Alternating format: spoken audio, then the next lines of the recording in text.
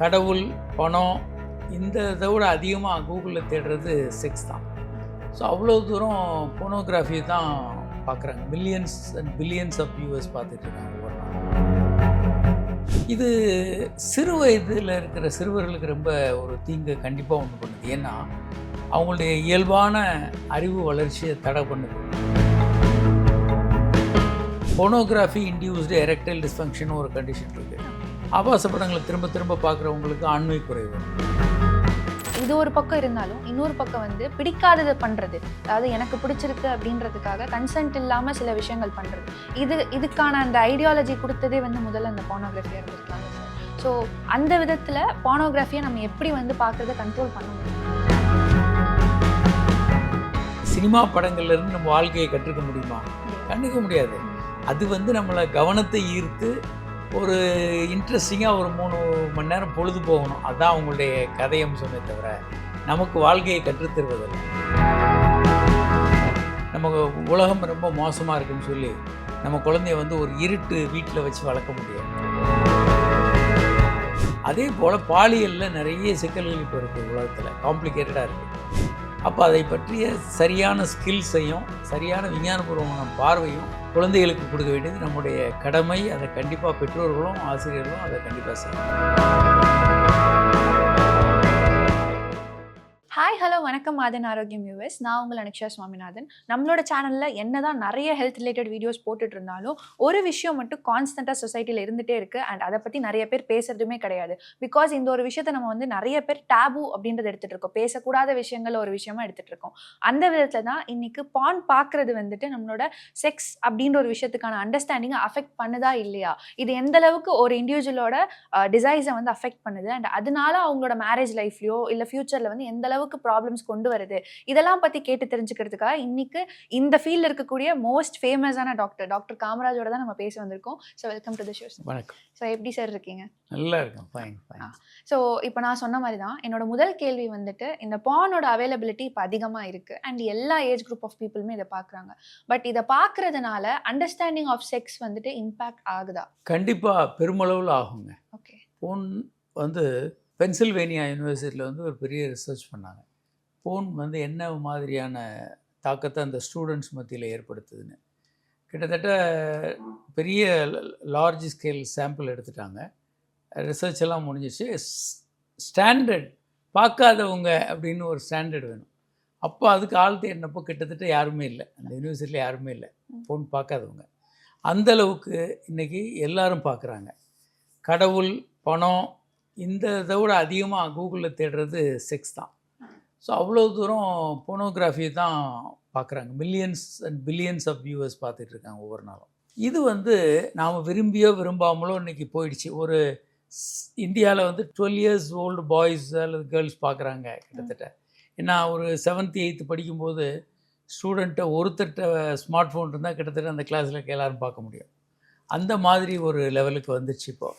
இது சிறு வயதில் இருக்கிற சிறுவர்களுக்கு ரொம்ப ஒரு தீங்கு கண்டிப்பாக ஒன்று பண்ணுது. ஏன்னா அவங்களுடைய இயல்பான அறிவு வளர்ச்சியை தடை பண்ணுது. வேறு பக்கம் இது மடைமாற்றி உங்களை ஆபாசமாக திருப்புது. அது லாங் டேர்மில் எப்படி வரும்னா, நிர்பயா கேஸ்லேருந்து நிறைய கேஸ் வரிசையாக பார்த்தீங்கன்னா எல்லா பாலியல் வழக்குகளையும் முன்னாலெல்லாம் வயசானவங்க இருப்பாங்க, அடல்ட்டு தான் இருப்பாங்க. ஆனால் நிர்பயாலே ஒரு ஒரு 16 வயது பையன், 15 வயது பசங்கள்லாம் இப்போது எல்லா குற்றங்கள்லையும் ஒரு பகுதியாக இருக்கிறத பார்க்க முடியும். ஏன்னா இவங்களும் அதில் இன்வால்வ் ஆகுறாங்க. முன்னெல்லாம் இது இருக்காது. அதனால் குற்றங்களில் இன்வால்வ் ஆகிறது. அதே மாதிரி இப்போது வந்து காமனாக என்ன ஆயிடுச்சுன்னா, பார்ட்டிஸு, அங்கே வந்து போதைப் பொருட்கள், ஆல்கஹால், அதோட ஒரு பெண்ணையும் சேர்த்துக்கிறாங்க, கால் கேர்ள்ஸையும் கூட்டு வந்துடுறாங்க. இந்த மாதிரி ஒரு தவறான நிறைய பழக்கங்கள் உள்ளே வந்துடுச்சு. இது என்ன தூண்டுது, இந்த போனோகிராஃபி வந்து அவங்கள இந்த மாதிரி நடந்துக்கிறதுக்கு தூண்டுது. அதே மாதிரி திருமண உறவுக்குள்ள கட்டுப்பாட்டோடு இருக்கிறவங்க எண்ணிக்கையும் லாங்காக உலகம் முழுவதுமே குறைஞ்சிக்கிட்டு இருக்கு. ஓகே.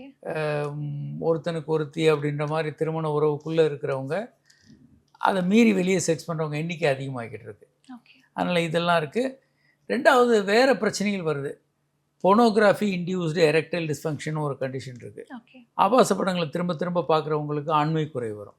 சில நேரங்களில் ஆபாச படங்களை ரொம்ப பார்க்கும்போது செக்ஸ் மனைவியோட பண்ணுறது அல்லது கணவரோட பண்ணுறது பெரிய ஆர்வம் இருக்காது. ஏன் அப்படின்னா, இந்த படங்களில் வந்து புதுசு புதுசான காட்சிகள், புதிய புதிய கதைகள், புதிய புதிய நம்மளை தூண்டுறதுக்காக நிறைய விஷயங்களை உள்ளே வச்சுருப்பாங்க. இப்போ திரைப்படங்கள் எல்லாமே ஒரு விஷயத்தை தான் சொல்லுது, காதலை தான் சொல்லுது.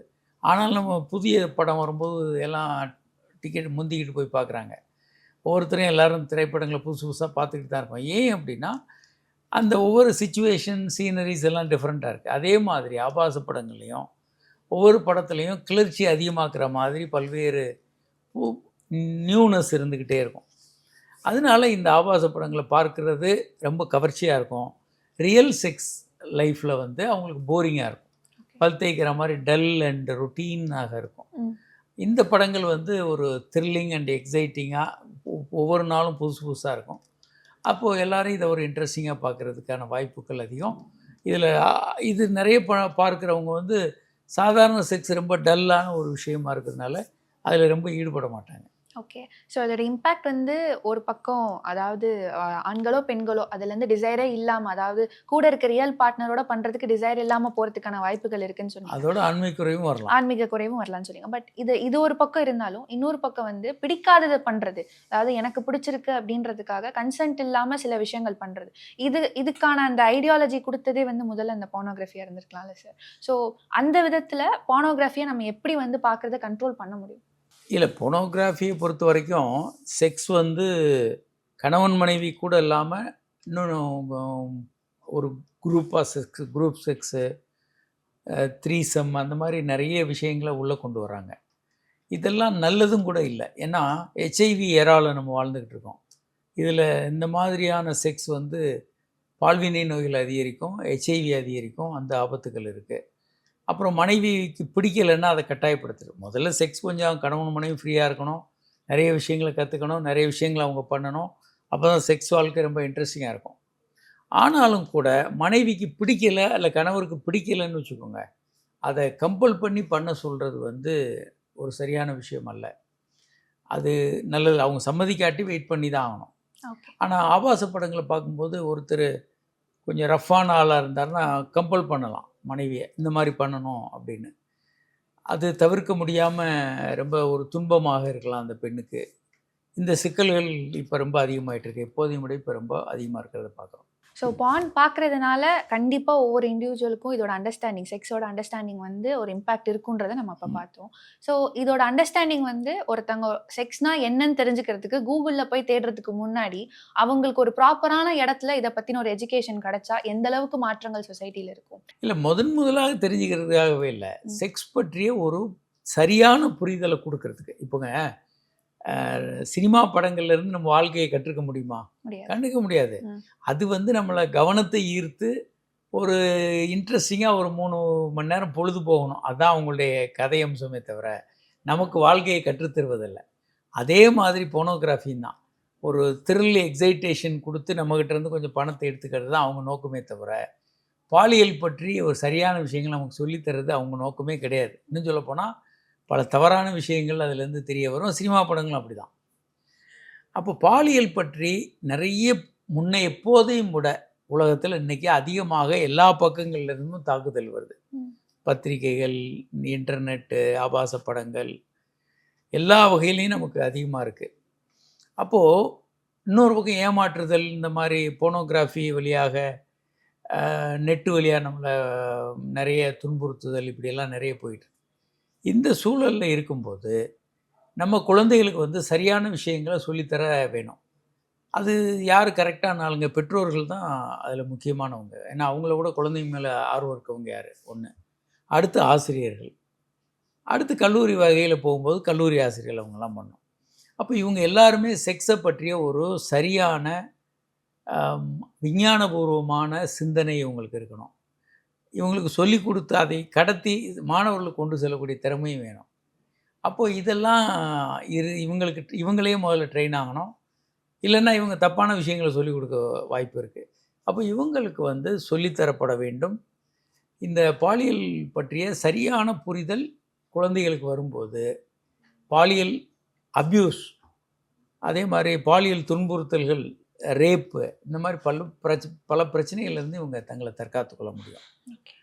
ஒரு தன்னம்பிக்கையோடு அவங்க பல்வேறு பிரச்சனைகளை எதிர்கொள்ள முடியும். இப்போது நமக்கு உலகம் ரொம்ப மோசமாக இருக்குன்னு சொல்லி நம்ம குழந்தைய வந்து ஒரு இருட்டு வீட்டில் வச்சு வளர்க்க முடியாது. கண்டிப்பாக. அந்த குழந்தைகள் அந்த உலகத்தை ஃபேஸ் பண்ணி தான் ஆகணும். அப்போது அந்த மோசமாக உலகம் இருக்குதுன்னு நம்ம நினச்சா கூட அதை ஃபேஸ் பண்ணுறதுக்கான தன்னம்பிக்கையும் ஸ்கில்ஸையும் அந்த குழந்தைகளுக்கு கற்றுத் தரணும்.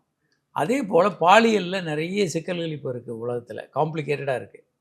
அப்போ அதை பற்றிய சரியான ஸ்கில்ஸையும் சரியான விஞ்ஞானபூர்வமான பார்வையும் குழந்தைகளுக்கு கொடுக்க வேண்டியது நம்முடைய கடமை. அதை கண்டிப்பாக பெற்றோர்களும் ஆசிரியர்களும் அதை கண்டிப்பாக செய்யணும்.